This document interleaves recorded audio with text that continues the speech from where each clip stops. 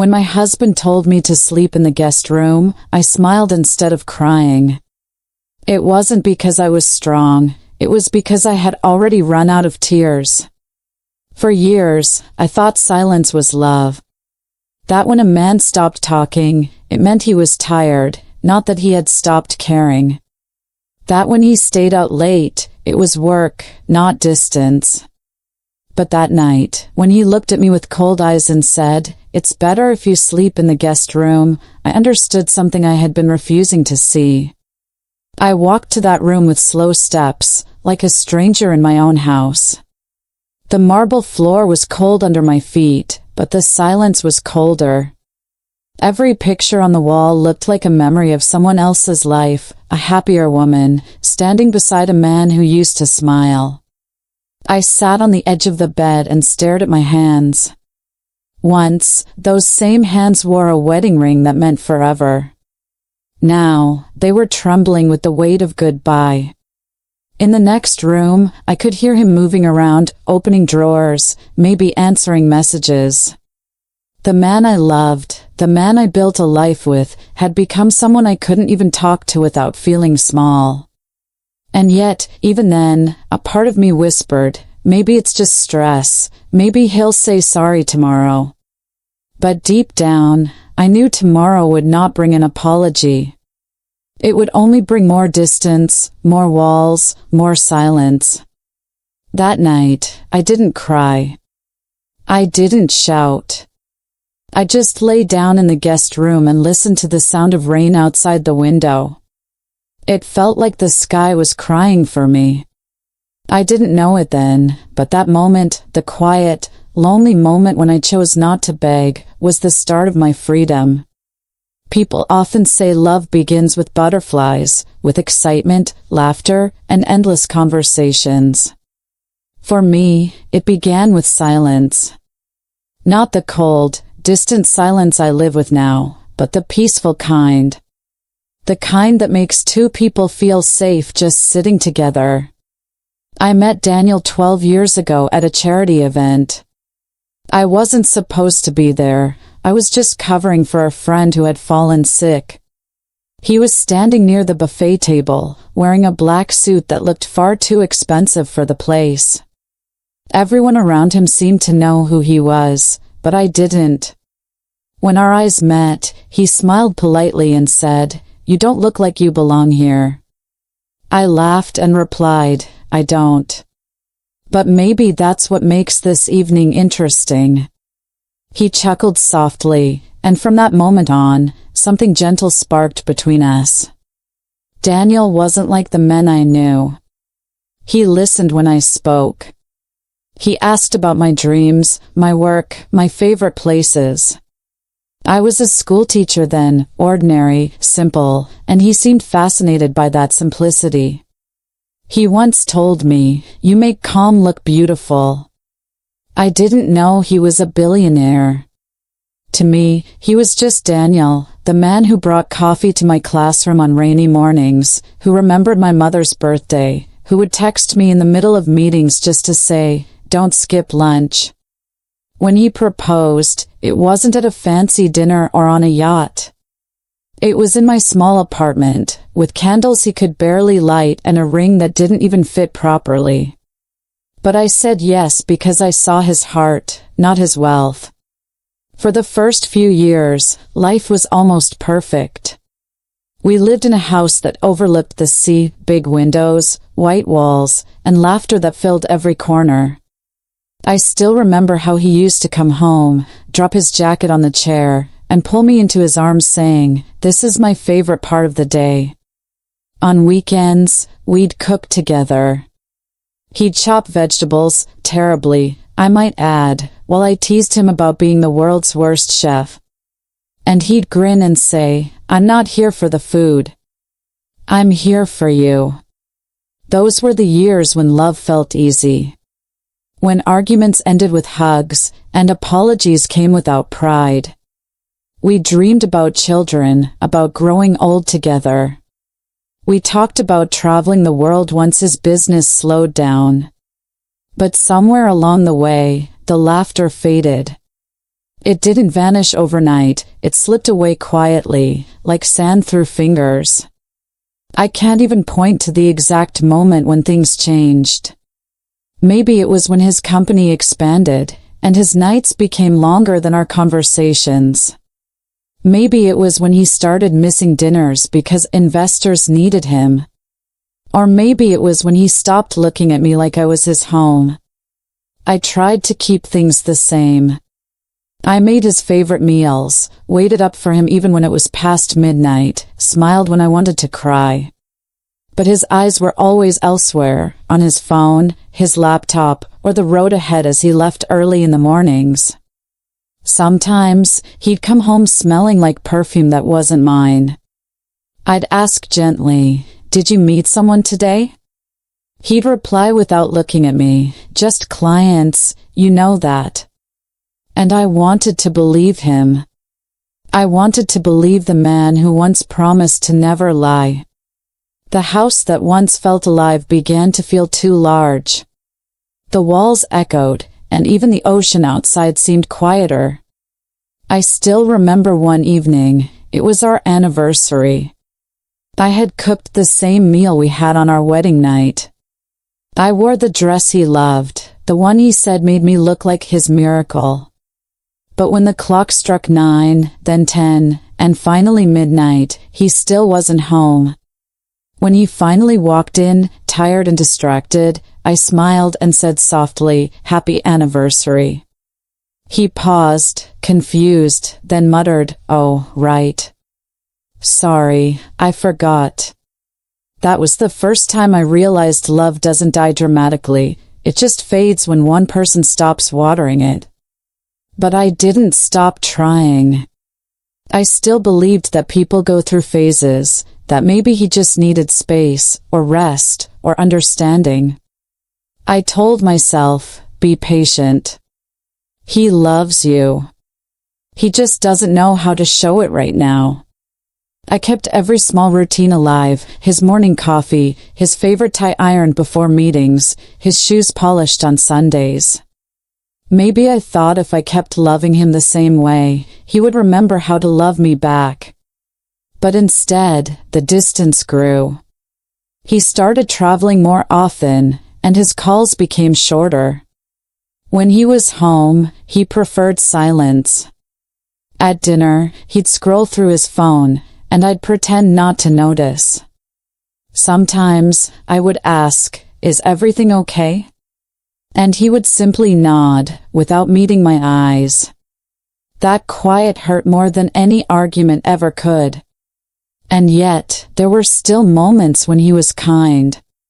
Small gestures, a hand on my shoulder, a soft thank you, or a quick smile before he left for work.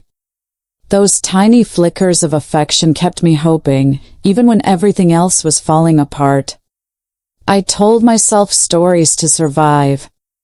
I told myself that success changes people, that pressure makes them cold, that he was still the same Daniel deep down.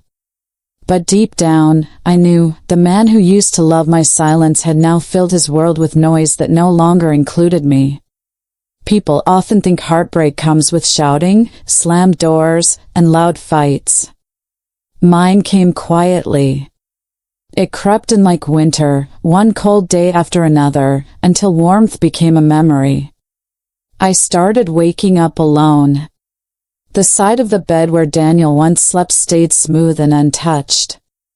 I'd sit by the window with my coffee, watching the sun rise over the sea, and whisper to myself, "He'll come home early today."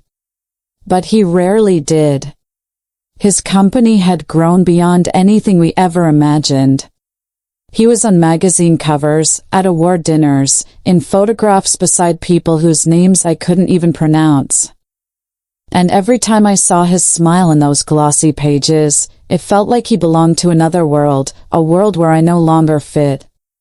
I remember the first time I asked him, "Do you still love me?" He looked at me with tired eyes and said, "Why would you ask that?" And I whispered, "Because I can't feel it anymore." He sighed and replied, "I'm just busy." Don't make everything dramatic. That word, dramatic, stayed with me. I used to be his calm.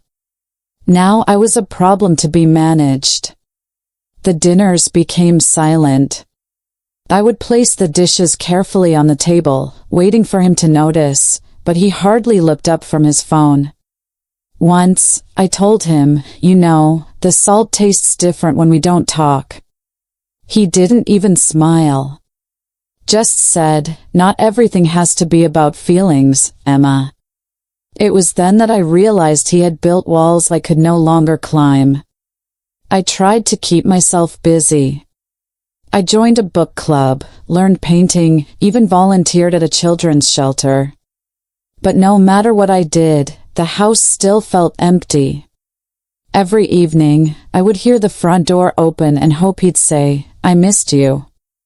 Instead, I'd hear, did you call the driver to service the car, or the board wants new projections?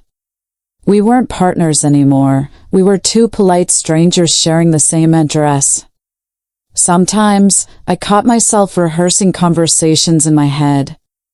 I'd imagine telling him, I miss the old US. But whenever I saw him, the words would freeze in my throat. He had that aura, confident, composed, untouchable. Even his kindness had become distant. When I got sick one week, he sent the housemaid to check on me instead of sitting beside my bed. When she left, I lay there listening to the rain and thought, maybe this is what dying inside feels like, no pain, just emptiness. One Sunday afternoon, while cleaning his study, I found a small gift bag tucked behind some files, a perfume bottle with another woman's initials engraved on the cap. My hands shook, but my eyes stayed dry. I placed it back exactly where I found it, then quietly closed the drawer. That night, I didn't mention it. I cooked dinner, waited for him to come home, and smiled like nothing had happened. But something inside me cracked, not loudly, not visibly, just enough to change the way I breathed. He came home late again, smelling faintly of that same perfume. He kissed my forehead absent-mindedly, said, "You should sleep," and walked to the shower. As I listened to the water running, I whispered to myself, "He loves someone else." The words felt heavy in my mouth, but they were the truth I had been avoiding. Still, I didn't confront him. Because some part of me believed confrontation would mean the end, and I wasn't ready to face life without him, not yet. Weeks turned into months. The silence became routine. We no longer argued, because there was nothing left to argue about. We didn't celebrate birthdays, didn't talk about dreams. I remember one morning, he asked, "Do we have any clean towels?" I answered softly, "Yes, in the drawer beside your heart, the one you never open anymore." He froze for a second, then left the room without replying. That was my way of begging for attention, through small, harmless jokes that always fell flat. There was a picture on the mantelpiece, our wedding day. I used to dust it every morning, but one day, I didn't. I let the dust settle, maybe because I wanted to see what neglect looks like. Daniel's mother visited once during that time. Over tea, she said kindly, "You look tired, dear. Is everything all right?" I smiled and replied, "Everything's fine." Because how do you explain that your marriage is alive only in photographs? She looked at me for a long moment, then patted my hand. "Men lose their way sometimes," she said softly. "Just keep the house warm." I tried. But no warmth can survive when only one person keeps the fire burning. Then came the day that changed everything. He returned from a trip, his face expressionless. We sat across from each other at dinner, two souls separated by a single candle. I asked, "Did you eat on the plane?" He nodded. I tried again, "Would you like dessert?" He shook his head. Finally, he looked at me and said quietly, "Emma, maybe we need space." The words echoed in my ears. Space? I repeated. We already have a house full of it. He didn't smile. He just said, "You've been distant too." I wanted to laugh. Me, distant? The woman who waited, who stayed, who kept believing. But instead, I whispered, "If I'm distant, it's because I've been reaching for someone who keeps walking away." He stood up, took his glass of water, and said, "I think I'll sleep in the guest room tonight." That was the first time. The first night he chose the guest room over our bed. I remember sitting alone in the dark, hearing his footsteps fade down the hallway. The air felt heavier than ever before. I could have begged. I could have cried. But I did neither. I simply turned off the lamp and told myself, this is not the end. He's just tired. He'll come back. But he didn't. One night turned into 2, then 3. Soon, it became normal, him in the guest room, me pretending it didn't hurt. There's something painful about routine heartbreak. You stop expecting love. You just exist, between chores, between silences, between half-empty cups of coffee. One morning, I found his wedding ring on the dresser. He wasn't wearing it anymore. I picked it up and held it tightly, the metal cold against my palm. When he came out of the shower, I asked, "Did you forget this?" He glanced at it and said, "It gets uncomfortable sometimes." I nodded and placed it back, saying nothing. But in my heart, I whispered, love should never feel uncomfortable. A few nights later, we attended a company gala. I stood beside him, smiling for photographs, while he introduced me as my wife, Emma. The words sounded foreign, almost polite, like he was introducing a business partner. At one point, I excused myself and went to the restroom. There, in the mirror, I barely recognized the woman staring back. Her eyes looked tired. Her smile looked borrowed. I leaned closer and whispered to my reflection, "When did you disappear?" That night, when we returned home, he said he'd be leaving again in the morning. Another trip. Another reason not to talk. I stayed awake until dawn, staring at the ceiling, realizing that sometimes love doesn't end with betrayal, it ends with neglect. And neglect, I learned, is the quietest kind of cruelty. By the time winter came, I had stopped hoping. The house felt like a museum, beautiful, but lifeless. Then, one evening, he came home earlier than usual. He looked restless, as if something heavy sat on his mind. I tried to sound cheerful. "You're home early. Should I make dinner?" He shook his head. "Emma," he said quietly, "I think it's better if you sleep in the guest room tonight." Just like that. No argument. No explanation. As if moving me out of our bed was as simple as changing the sheets. For a moment, I just stood there, my heart beating too loudly. Then I smiled, a small, tired smile, and said, "Of course." Because when someone stops choosing you, the hardest thing to do is to keep choosing them. That was the night everything finally shifted, the night silence became truth. But it was also the night a new version of me began to awaken, quietly, beneath all that pain. That night, when he told me to sleep in the guest room, I didn't argue. I just stood there for a moment, looking at the man I had once called the love of my life. His face was calm, not angry, not cruel, just distant. Became. It was that kind of distance you can't measure in miles, only in memories. I walked to the guest room slowly. My footsteps echoed in the hallway, soft but heavy. The house felt different that night, too quiet, too big, too cold. As I entered the room, I noticed how clean it was. The bed looked untouched, the sheets stiff and white. It didn't smell like us, it smelled like nothing. I placed my small pillow on the bed and sat down, hands clasped together. I could hear him moving in the other room, drawers opening, the faint sound of his phone buzzing.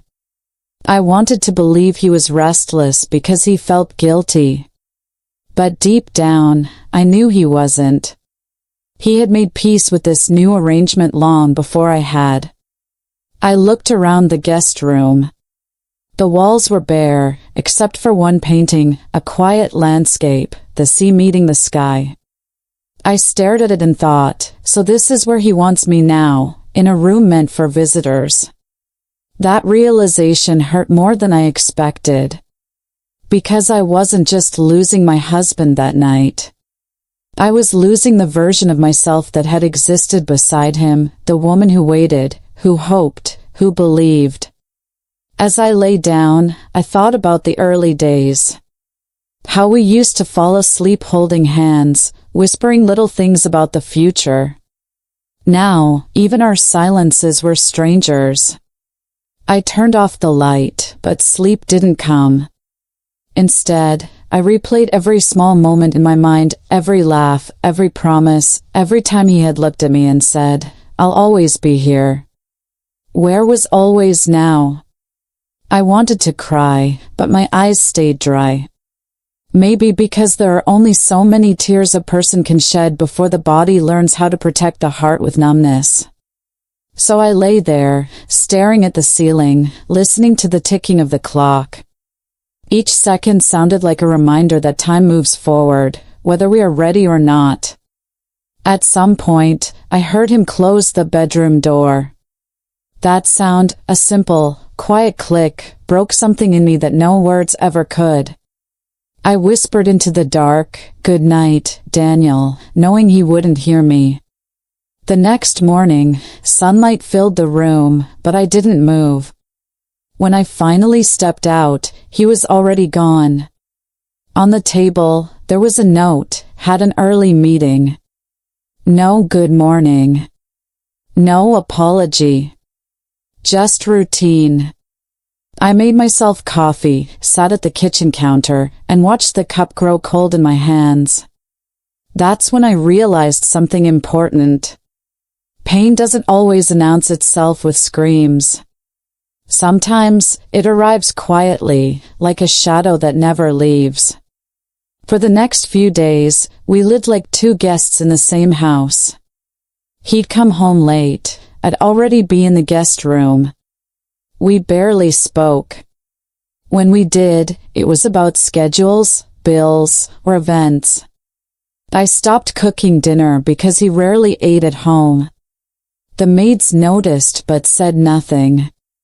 Even they could feel the silence between us. It was thick enough to fill every corner.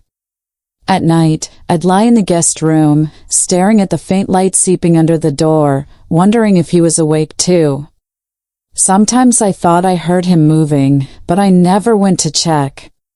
One night, I heard laughter, his laughter, from the other room.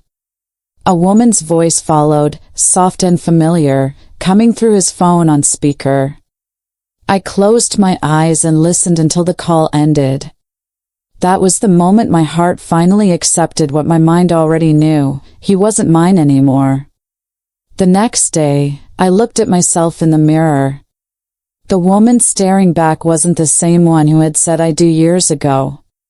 Her eyes were tired, her face thinner, but there was something else, a quiet strength beginning to surface.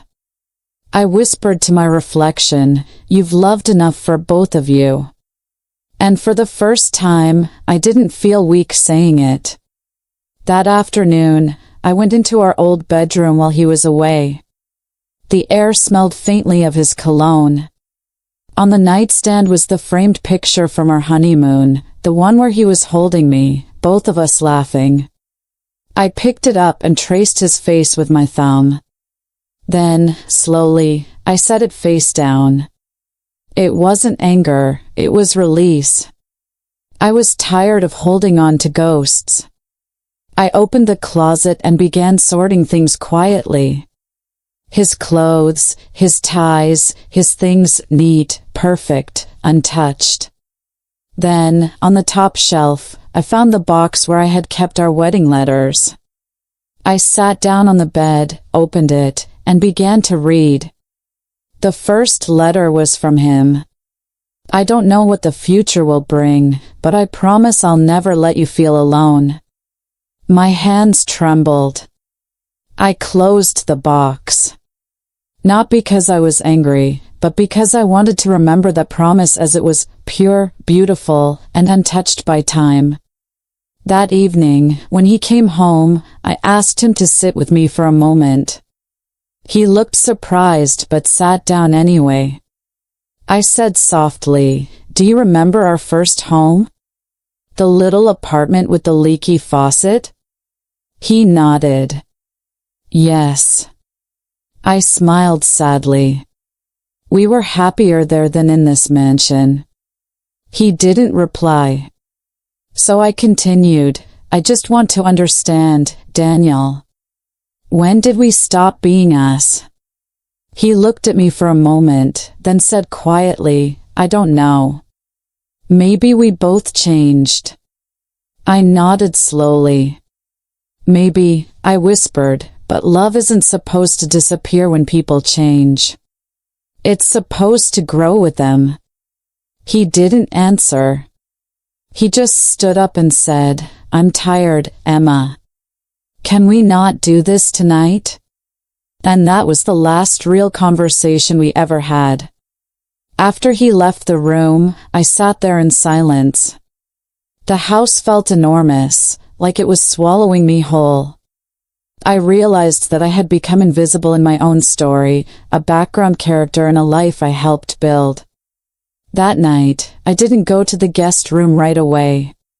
I stood by our old bed for a long time, touching the sheets, remembering the warmth that used to live there. Then, with quiet resolve, I whispered, "I deserve to be seen."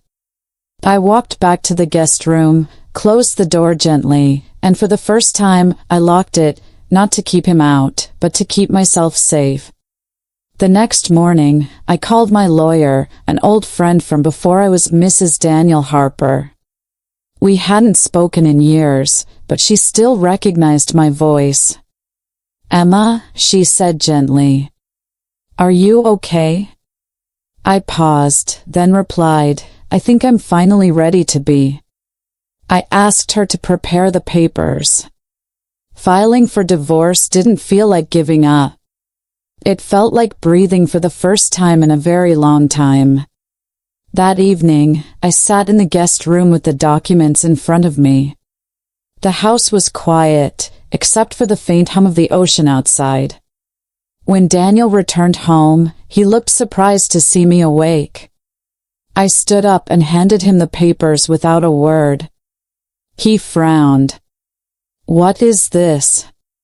My voice was calm. "Divorce." He blinked, as if the word had never existed in his world before. "Emma, why?" he asked, his tone uncertain for the first time in years. I met his eyes and said softly, "Because you told me to sleep in the guest room." He looked away, silent. I continued, "I stayed quiet when you stopped coming home. I stayed quiet when you forgot our anniversaries. I stayed quiet when I realized you loved someone else. But this silence I can't live with anymore." His lips parted as if to speak, but no words came out. And I realized, maybe there were no villains here, only people who forgot how to love properly. I turned and walked back to the guest room. For the first time in years, I slept peacefully. That night marked the end of a marriage, but also the beginning of a woman finding her voice again. Beautiful, this is where the pain begins to transform into peace. The tone remains mature, graceful, and deeply human, not rushed, not dramatic, just a quiet emotional clarity that feels earned. The morning after I handed him the papers, the world felt different. Not lighter, not happier, just still. It was the kind of silence that comes after a long storm, when everything is soaked but calm, and you can finally hear yourself breathe again. I woke up early, opened the curtains, and watched the first light spill over the garden. For the first time in years, I didn't think about what Daniel might want for breakfast or whether he'd notice me wearing something new. I just stood there, holding my coffee, realizing that I had no one left to please except myself. It was strange, this freedom. It didn't come wrapped in joy, it came dressed in peace. Later that day, he came home early.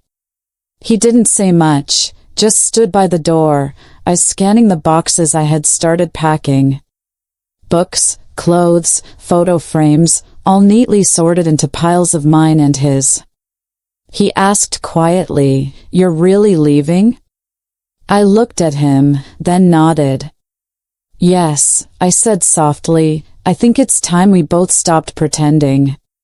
He sighed and rubbed his forehead, the way he always did when something uncomfortable was about to become real.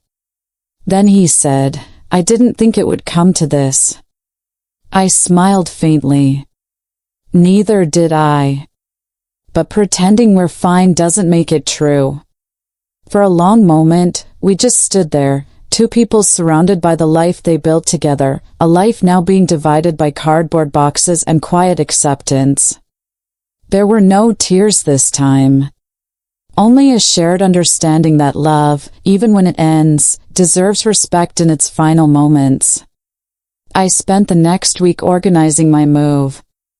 Every day, I discovered small pieces of our history tucked away, old receipts from cafes, handwritten notes, concert tickets.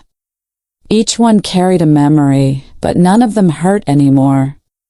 They were just fragments of a story that had been beautiful once. I decided not to throw them away. Instead, I put them in a wooden box and sealed it. I labeled it gratitude. Because that's what I wanted to feel, not bitterness, not regret, just gratitude for the years that shaped me, even the hard ones. A few days later, I moved into a small apartment by the sea. It was nothing like our mansion. It had creaky floors, small windows, and no fancy decor. But when I stepped inside, barefoot, carrying only my suitcase and a single plant, I felt something I hadn't felt in years. Home. I laughed quietly to myself.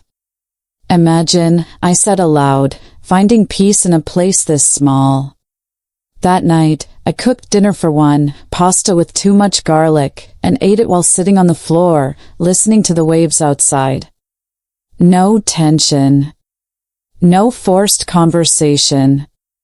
Just me, the ocean, and the quiet sound of forks against porcelain.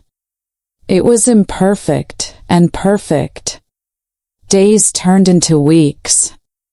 Slowly, my routines began to change. I started waking up before sunrise, going for walks along the shore, watching strangers jog past with their dogs. Sometimes I'd sit on a bench and write in my journal. At first, my words were heavy, all about loss, memory, and unanswered questions.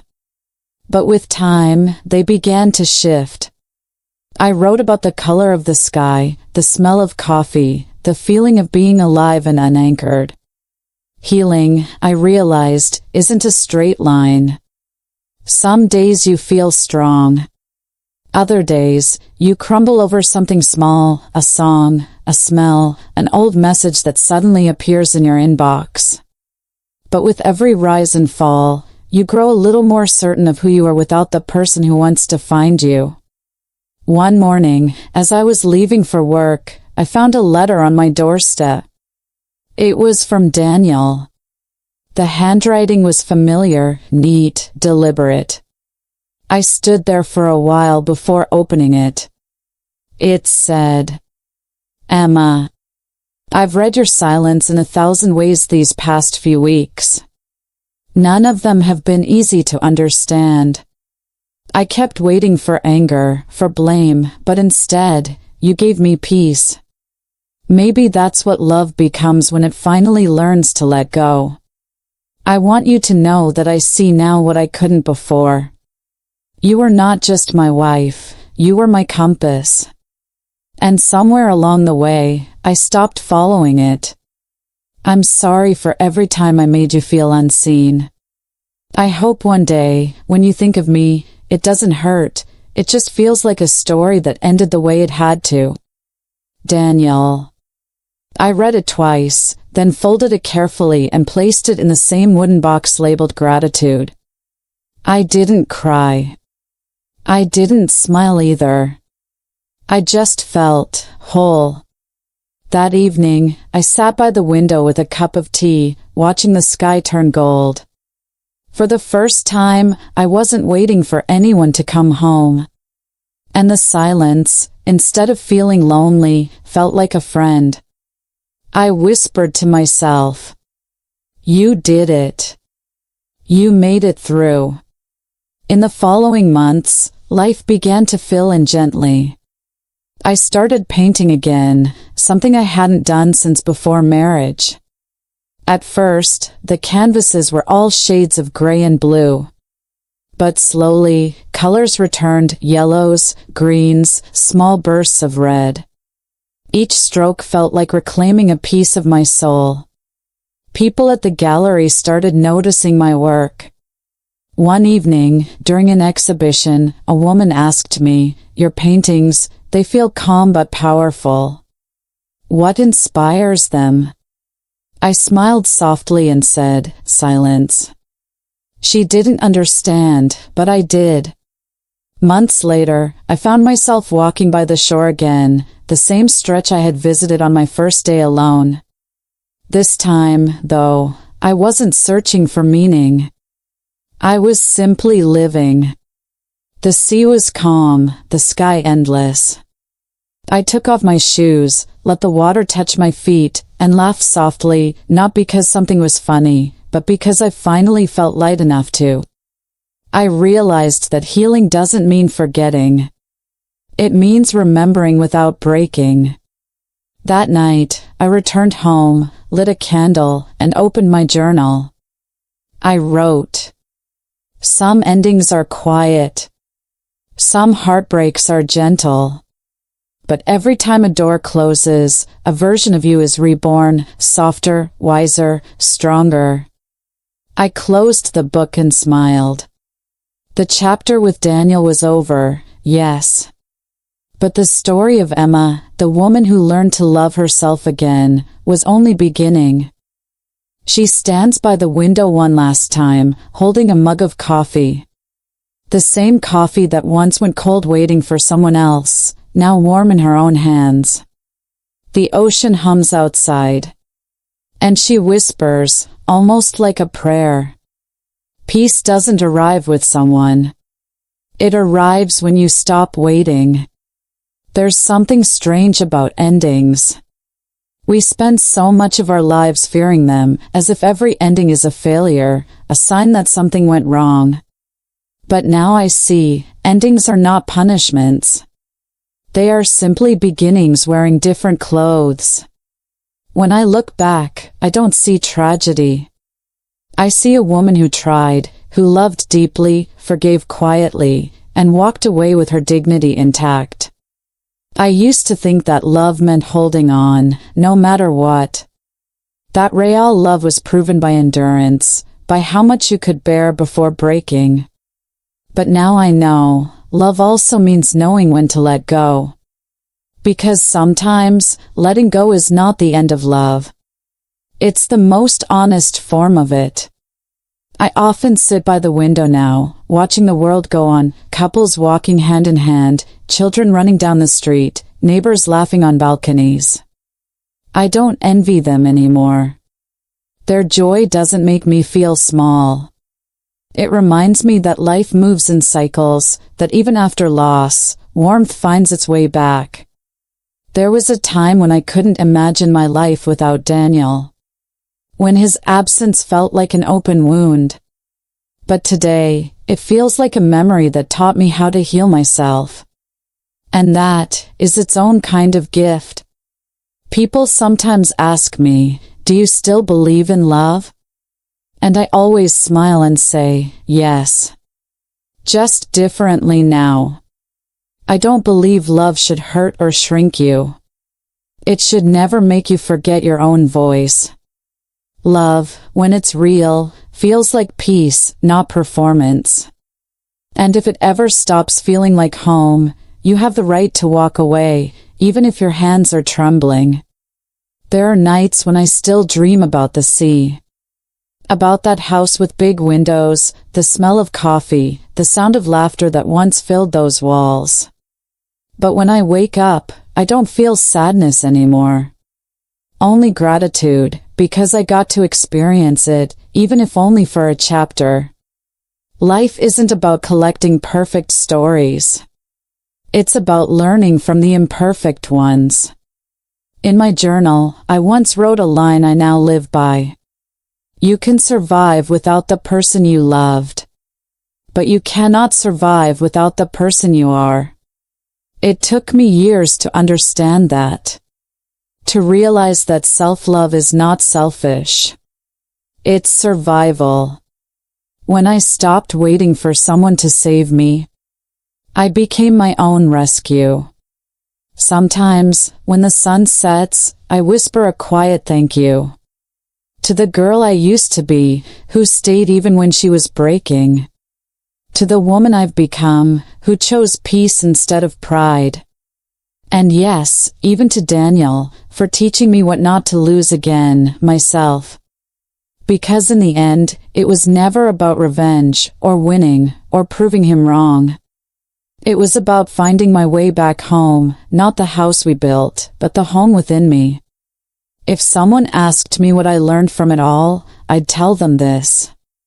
That love is not a guarantee. That people change. That sometimes, hearts outgrow each other, and that's okay.